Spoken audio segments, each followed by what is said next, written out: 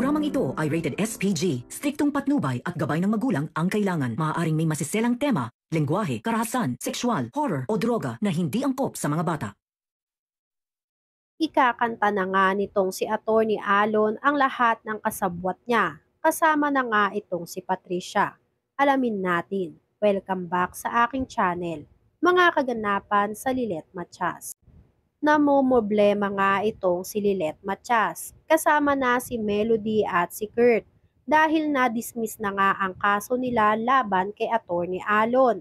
Dahil daw sa kakulangan sa ebidensya, ay drinapcall na nga lang ng mga kapulisan ang kaso laban kay Attorney Alon. At ito ngang si Attorney Alon ay tuwang-tuwa sa naging balita sa kanya sa presinto. Ngunit hindi nga alam nitong si Attorney Alon ay may isa pa siyang kalaban na kumakalaban sa kanya at naghahanap ng mga ebidensya laban sa kanya. At dito nga ay nagtagumpay itong si Calorena, pati na rin nga itong si Constantino na humanap ng mga ebidensya laban kay Attorney Alon. Dahil tuluyan na ngang nawalan ng pag-asa ang tungkol kay Mang Kanor, ay siya namang dating nitong si Calorena at Constantino sa bahay ng mga Matias. Dahil problemado na nga itong sila Calorena o ito ngang sila Lilet dahil na-dismiss ang kaso laban kay Attorney Alon, ay himala naman na magkakaroon pa sila ng pag-asa.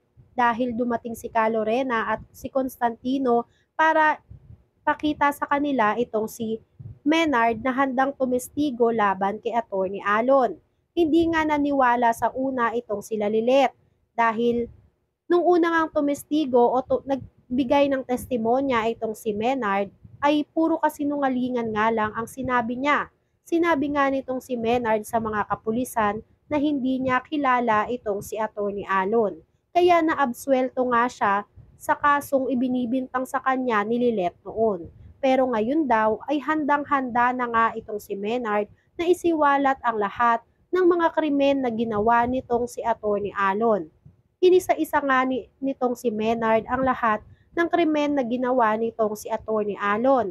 Kabilang na nga ang pekeng holdapan na ginawa dito para lang makuha ang pera na pangbayad sana sa kasal ni Eira at Attorney Alon.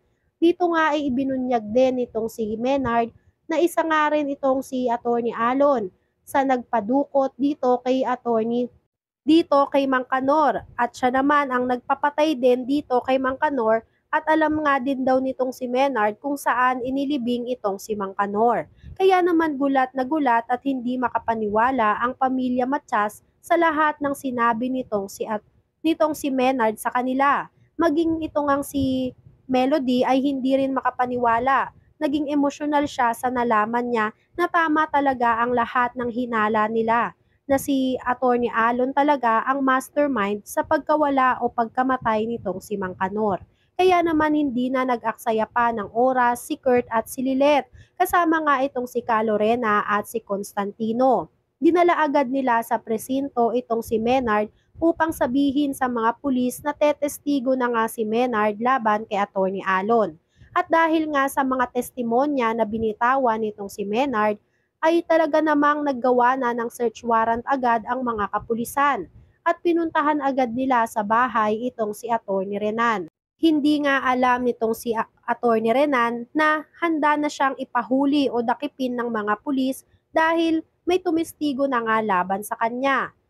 Dito nga ay hindi alam nitong si Attorney Renan na huling pagkakataon niya na nga ito para idepensahan ng kanyang sarili dahil si Menard na mismo ang naglaglag sa kanya. At ito na nga si Patricia ay kinakabahan na nang malaman ang balita na hinuli na ng mga pulis ang kanyang kasabwat na si Attorney Alon.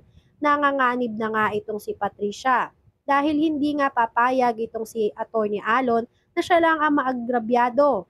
Gusto nga nitong si Attorney Alon na maging si Patricia ay mahuli rin ng mga kapulisan. Ibubunyag nga rin nitong si Attorney Alon dito kay Lilet na ang mastermind o ang pinakautak ng mga plano ay ito ngang kanyang tita o kanyang stepmother na si Patricia. Kaya naman natatakot na nga itong si Patricia na baka kung ano na ang susunod na hakbang nitong si Attorney Alon. Samantalang ito ngang si Eira ay halos mabaliw na nga sa nabalitaan niya nga sa TV nang makita niya nga ang kanyang fiancé na hinuli na ng mga kapulisan. Kitang-kita nga ni Eira kung paano isinakay sa mobil itong si Atty. Alon. Kaya naman hindi napigilan ni Eira na maging emosyonal.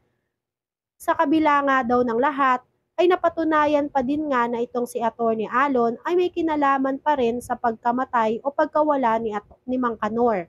May part nga sa kanyang puso na nagsisisi nga itong si Eira dahil hindi siya naniwala sa kanyang kapatid na si Lilet Matias. Ngayon ngang may testigo na handang ipagkanuno nga itong si Atty. Alon ay talaga namang dapat lang na pagsisihan ni Eira ang pagkampi niya sa kasinungalingan nitong si Atty. Renan. Dahil ito nga si Atty. Renan ay minamanipula lang ang utak nitong si Eira. Dapat nga ay maniwala siya sa kanyang kapatid na si Lilet dahil wala lang naman daw ibang gustong gawin itong si Lilet kundi protektahan ang kanyang kapatid na si Eira. Kaya naman ito ngang si Calorena at Constantino ay nangangamba din sa kanilang kaligtasan dahil hindi pa rin nila alam kung sino-sino ang kasabwat nitong si Atty. Alon.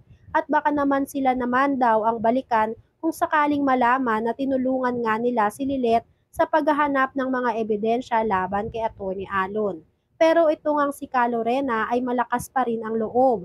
Hindi raw siya titigil at hindi siya natatakot sa kung sino man ang kasabwat nitong si Atty. Alon dahil paalang-alang daw sa kanyang anak na si Ino ay gagawin niya nga raw ang lahat para mabigyan ng hustisya ang pagkamatay ni Meredith, pati na rin nga ang pagkamatay ng kanyang anak na si Ino. Gusto niya talaga na patunayan sa lahat na walang kasalanan ang kanyang anak na si Ino sa pagkamatay ni Atty. Meredith dahil sobrang lakas daw ng kutob nitong si Calorena na si Atty. Alon ang may alam kung sino talaga ang tunay na killer nitong si Atty. Meredith. Kaya naman mapapatunayan na nila ngayon kung sino talaga ang killer nitong si Atty. Meredith. Samantalang ito ngang si Eira ay hindi na nga alam kung ano pa ang gagawin. Hindi niya lubos maisip na makakakuha pa nga ng ebidensya ang kanyang kapatid na si Lilet Matias laban nga sa kanyang fiancé na si Atty. Alon. Ito naman si Atty. Alon ay matapang pa rin nga kahit na nga inihuli na nga ito ng mga pulis. Pinagbantaan pa rin nga niya itong si Lilet na oras nga na makalabas siya ng kulungan at hindi mapatunayan na may kinalaman siya dito sa pagkawala ni Mang Kanor ay yayariin nga daw niya itong si Lilet. Hindi naman natakot ang ating bida na si Lilet Matias dahil sinisigurado daw nga nitong si Lilet na makukulong at mabubulok sa kulungan itong si Atty. Renan dahil mapapatunayan din nila sa husgado na may kinalaman talaga itong si Atty. Renan sa lahat ng mga krimen na nangyayari sa kanila.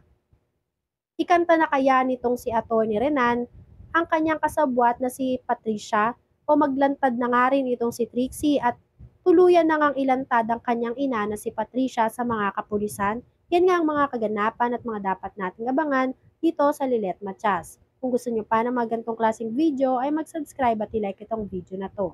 Maraming salamat po.